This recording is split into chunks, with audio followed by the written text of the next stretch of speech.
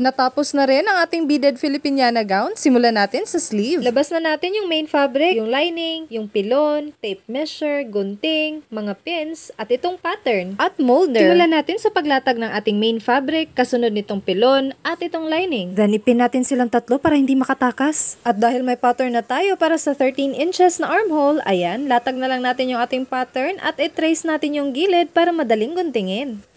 O tapos ng guntingin, malapit na tayo sa exciting part. Dito sa sleeve opening, mag-markings tayo ng 1/2 inches. Ngayon, pasadahan na natin ang basic stitch. Sundan lang natin yung markings natin kanina. Curve yung ating sleeve opening, kaya kailangan natin gupitin konti ang ating seam allowance, kagaya nito. Kasi kailangan natin tong gawin pagkatapos natin guntingin. Ayan, flat lang natin itong tela, tapos daanan natin ito ng basic stitch. Para masiguradong maganda ang placement ng ating mga tela, ipin lang natin yung lining natin sa ibabaw nitong ating pilon. Ang una nating i-fold is itong dito sa baba para maging connected na ang ating sleeve. Meron na akong markings doon sa pattern, kaya ayan, madali na lang yung pag-fold. Secure na yan na 13 inches yung ating opening. Para maging malinis ang part na to, pasadahan na natin siya sa ating edging machine para iwas himulmol at para hindi rin makate. Naglagay lang ako ng bias piping sa ating armhole para ayan, malinis. Ngayon, proceed na tayo dito sa bodice. 2 parts yung bodice niya. Ito yung upper part. So, pag nalagay na natin yung sleeve, ganito yung itsura niya. And for the char, naglagay ako ng mga gold trimmings para maganda tignan. At eto na nga ang base ng ating upper part. May patasal lang design pero di ko nahanap yung saktong sukat, kaya ayan, for the trim na lang.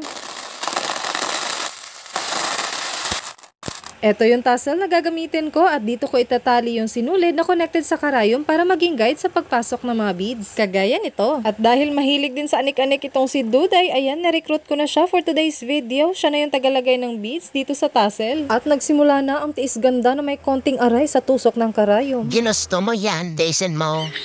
Uy, laban lang ng laban kasi kakaganda naman ng costume. Oh, ganito, diba? Bongga, pero hindi pa yan tapos. Dagdagan natin yan ng something shiny para social. Char. At eto na yung upgraded nating sleeve. Maganda na yung side view, pero yung front hindi pa. Kaya yan, dagdagan natin ng mga beads at tassel. The more, the merrier. At syempre, ang ating rhinestones, maglagay din tayo for the shiny shimmering effect. At dahil merong mga galamay ang ating skirt, ayan, ginugupit ko na sila. Then, nilinis ko yung edges ng tela dito sa aking edging machine. Then, gold trimmings ulit for the charm. Bogs, Pero may shorts ang inner. Uy, bata ba yung magsuot? At eto na nga yung mga galamay kanina. Pinapatong ko na para makita ko yung proper placement nila. At nung nasatisfied na ako sa placement, naglagay ulit ako ng mga beads. Yung paglalagay talaga ng mga beads ang pinakamatagal sa ganitong mga design. At dahil ilang beses ako natusok sa karayom, bawal ang discount. Uy, please lang.